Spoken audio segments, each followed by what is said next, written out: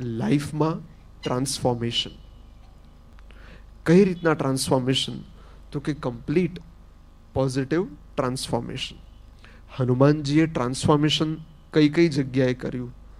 તો કે જેટલા પણ વિજયના પ્રસંગો હોય, રામ ભગવાનના લીલા પ્રસંગો હોય, રાવણને પરાસ્ત કરવાના પ્રસંગો હોય, જ્યારે રામ ભગવાનને ગાદી મળી ગઈ પછી આગળ જે વંશ પરંપરા જે ચાલવાની, એમાં કઈ રીતના પરિવર્તન લાવવા, એ જે રામાયણમાં ખૂબ સુંદર રીતે બતાવવામાં આવેલા છે.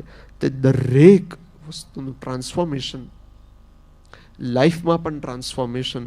અત્યારે આપણને હનુમાનજી જો બતાવતા હોય તો સરસમાં સરસ ટ્રાન્સફોર્મેશન એ છે કીર્તન. એમના ગુણોનું કીર્તન, એમનું નામ સ્મરણ. કારણ કે વૈદિક યુગ એ તો ઉપાસનાનો યુગ હતો, સતયુગ.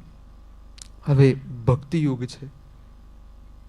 જીવનમાં પણ, સેવામાં પણ, દરેક પ્રત્યેક કાર્યોમાં પણ, દરેક યોગ સાધનાઓમાં પણ જ્ઞાન, કર્મ, ભક્તિ, સંન્યાસ, મોક્ષ સંન્યાસ, દૈવી સંપત્તિ, પ્રત્યેક સ્થાનમાં એક વિશિષ્ટ પ્રાપ્તિ માટે કઈ વસ્તુ?